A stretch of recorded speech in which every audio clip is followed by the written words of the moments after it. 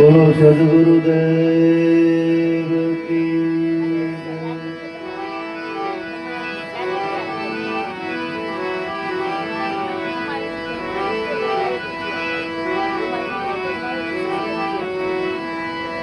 गुरु शरण में अर्पण करो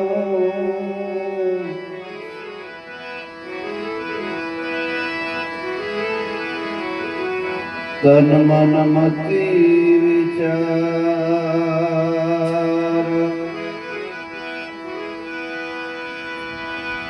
गुरु शरण में अर्पण करो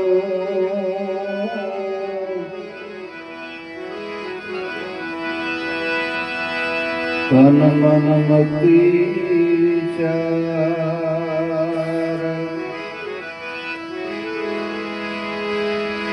गुरुदेव आप कृपा थकी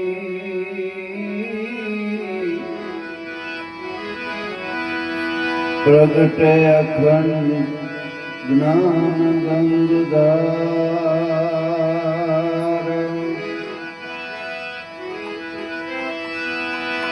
गुरुदेव आप कृपा थकी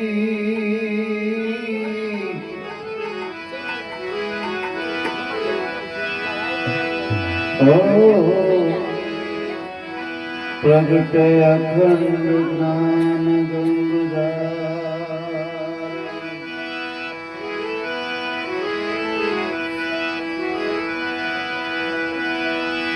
छाया तू बड़ो धड़ी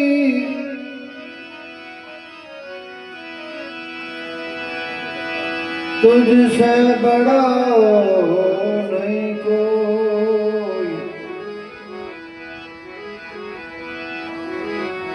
तुझे न सिर पर हाथ दे तो जग में बड़ो ओई जी जी जी जी ओ जग में बड़ो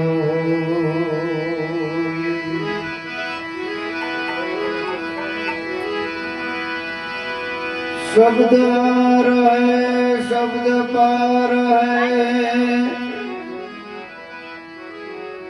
शब्द की ढग ढेरिया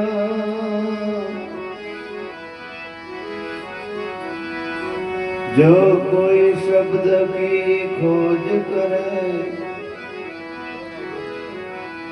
तो सदगुरु अमेरिया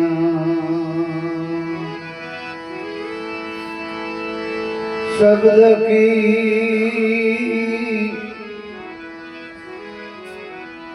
प्यारा खोज करे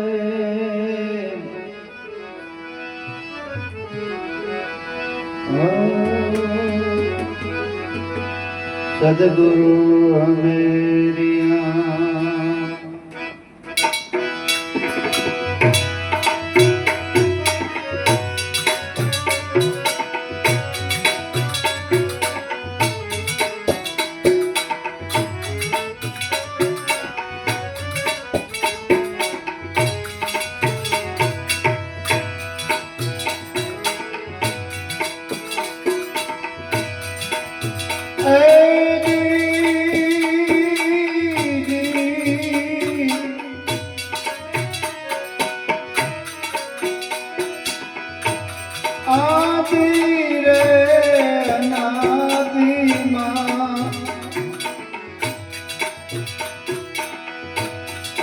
वचन से परिपूर्ण पानवाई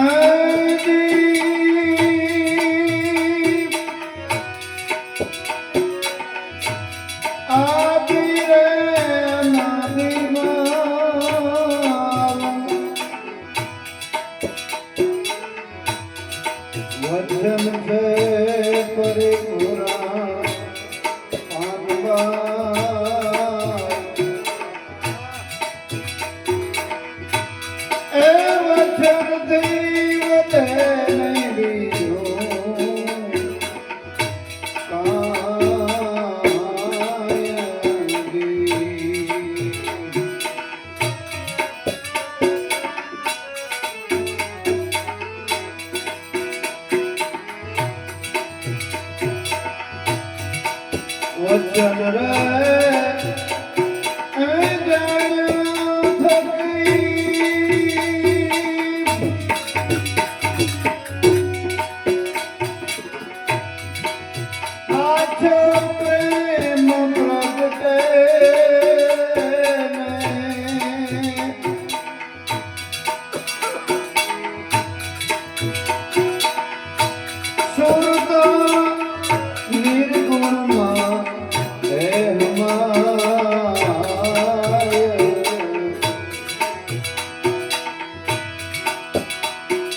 વચન રે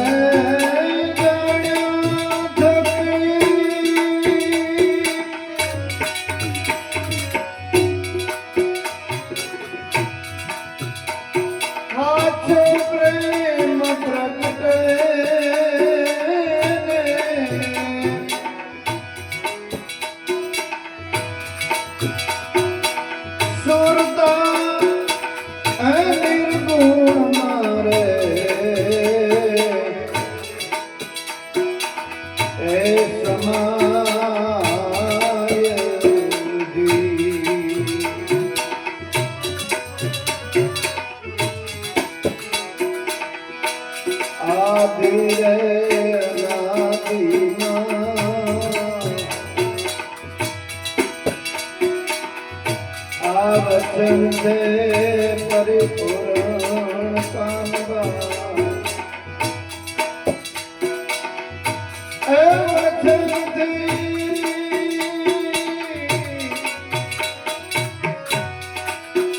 વધે નહીં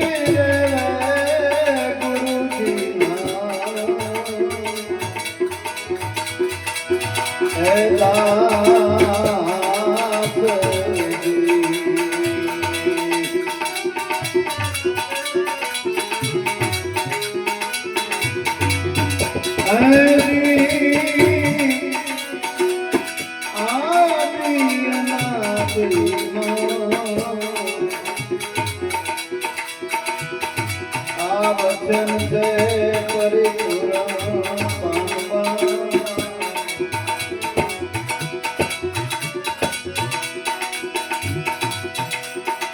વચનથી વધે નહીં બીજું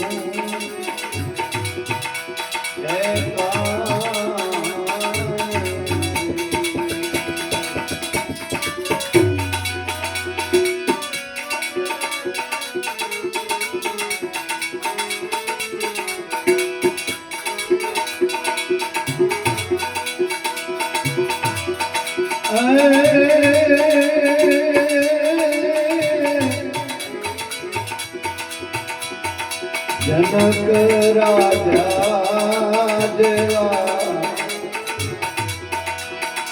વચન ભૂલી ગયા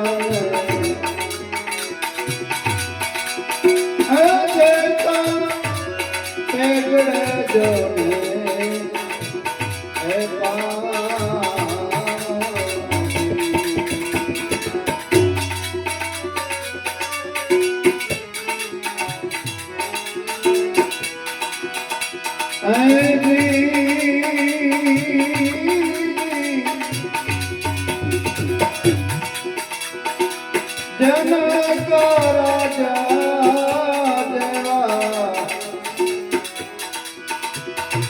એ વચન ભૂલી ગયા તે પેગડે જો એ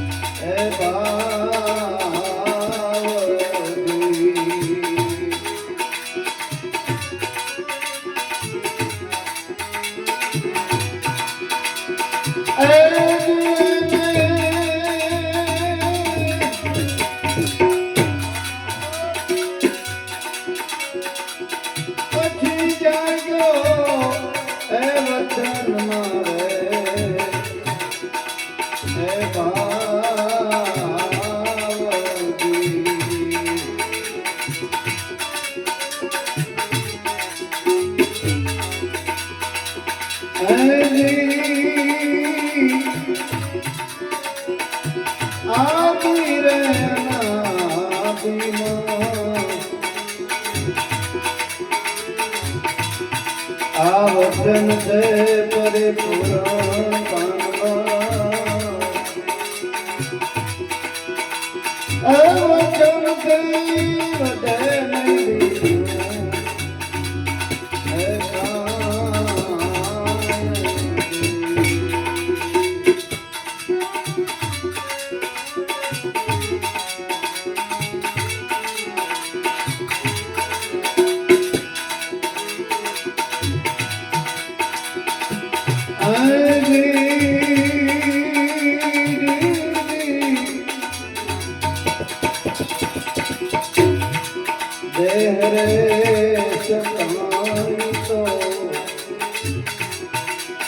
વિધ વિદેહી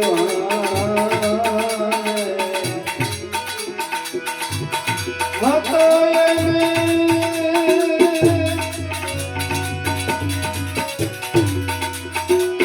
હતો ઈ તો આ વચન કેરો એ પ્રતાપ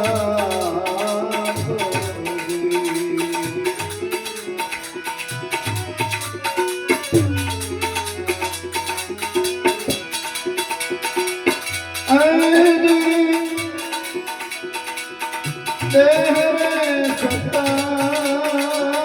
भाई विदेही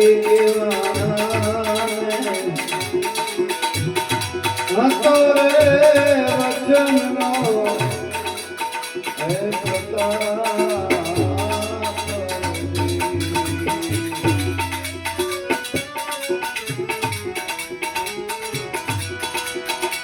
गंगारे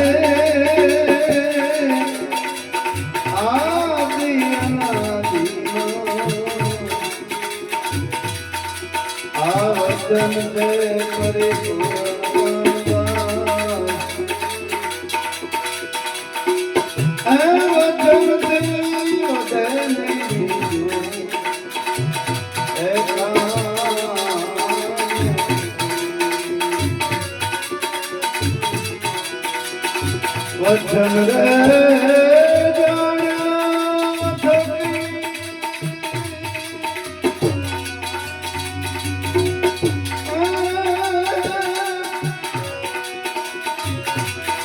प्रेम प्रगटे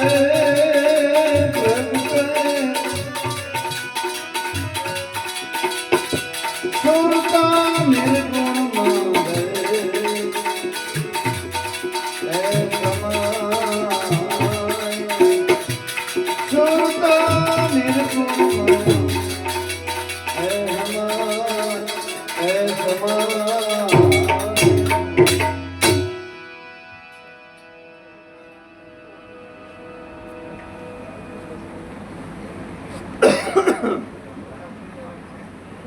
गंगा सती किए से के वसन आदि अनादि में वसन से परिपूर्ण वसन थी वधे नहीं बीजू कई तो जे कायम सद्गुरु शरण में आया अने सद्गुरु शरण मांथी जेने वसन ने जाण्यो एने खबर पड़ी गई कि आ क्यों वसन पण वसन जाण्या वगरना खाले खाली जो सत्संग सांभळता होय तो एने आ वसन ने खबर पड़ती નથી અને એ તો આપણે બોલીએ એ વસનનું માનીને બેઠા હોય ઘણા અત્યારે સત્સંગો આવતા હોય પણ બ્રહ્મ જ્ઞાનની વાતો કરતા હોય પણ વસન જાણ્યા વગરની ગમે એટલી વાતો કરે તો એ કારમીન પાણા માથે પાણી નાખ્યા જેવું છે, એ કઈ ફાયદો ન કરે. પણ વસની પુરુષ હોય, અત્યાર સુધી 4 યુગથી સંતોએ વખાણ કર્યા હોય તો વસનના વખાણ કર્યા છે. તો એ આપણને જાણવું જોઈએ કે વસન એટલે શું. સવારામ બાપાએ કીધું કે સુરતા સુઘડ સમેટે તો ઘટમાં સાહેબ ભેટે. પણ સુરતાને સુઘડ સમેટવી કેવી રીતે? બધાય કહે કે ભાઈ સુરતા સુઘડ સમેટો અને ઘટમાં સાહેબ ભગવાનનો ભેટો થાય. પણ આ સુરતાને સુઘડ કેમ સમેટવી? કેમ સમેટવી? એ પ્રશ્ન થાય અને કોઈ સંતને શરણે જઈ સુરતા સુઘડ સમેટવા માટેનો વસન જો લઈ લઈએ. હવે આપણે એમ કહીએ કે ભાઈ મોરબીની અંદર આ સ્ટાઇલ લાદી બને છે, તો આપણે અહીં બનાવવી તો એમને બની જાય? એ તો બને છે, એ તો બધાને ખબર છે. પણ ન્યા જઈને એનો ક્રોસ કરે, એનો જોવે, એનું મશીન લે, એનો કારીગર થઈને પછી બનાવે તો લાદી બને. એમને એમ ખાલી લાદીની વાતો કર્યા રાખે કે ભાઈ મોરબીમાં 50 કારખાના, 50 કરોડનું એક કારખાનું થાય. એટલે 50 કરોડનું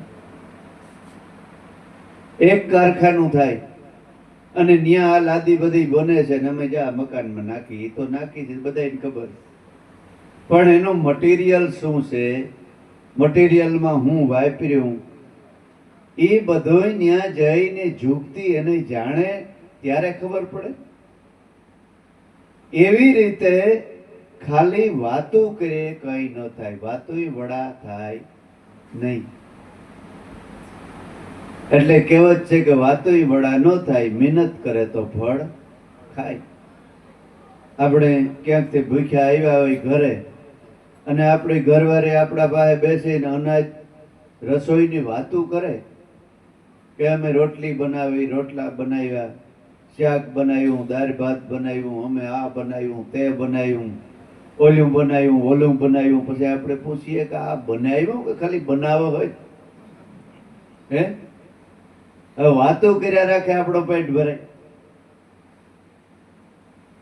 મહેનત કરે રસોડામાં જઈ અને હાઈ ક્લાસ રસોઈ બનાવી અને પીરસી આપે તો એક શબ્દ બોલ્યા વગર આપણે ખાઈ લઈએ તો પેટ ભરાઈ જાય, કઈ બોલવું જ ન પડે.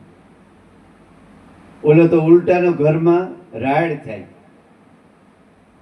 કે આવા ખબર હોત તો ક્યાંક લોજમાં ખાઈને આવત, કે તું બનાવત, મને બનાવતી હોત તો ક્યાંક લોજમાં ઘણી આવી હતી. મને એમ કે ઘર જઈને ખાઈ, પણ આ બનાવવાના ખબર નહોતા. એટલે સત્સંગ બધાય કરે પણ બનાવે છે ખાલી. સુરતા સુઘડ સમેટવાનો જ્યારે અજંપા જાપનો મંત્ર લઈ લે તો એક શબ્દ બોલ્યા વગર ઈ મંત્ર, ઈ વસનથી સુરતા સુઘડ સમેટાઈ જાય અને ઘટમાં બેહી જાય ને એટલે ન્યા ભગવાનનો ભેટો થઈ જાય. બાકી ઘણાય બિચારા નિંદા કરતા હોય કે ભાઈ ફલાણાનો તો આમ પગ ધોવે છે, આમ કરે છે, નહીં તો આમ દક્ષિણા લઉં લે છે, આમ કરે છે. ભાઈ મહાપુરુષોએ દક્ષિણા લીધી હતી, કારણ કે પેટ એના ભેરા હતા, ઘેર મૂકીને નથી આવતા. હે, એટલે પણ એને સત્ય વસ્તુ બતાવી અને સુરતા સુઘડ સમેટવાનો એને મહામંત્ર આપ્યો. અને દેખીને થકતા ને, દેખીને સંતોને દેખી ન હગે.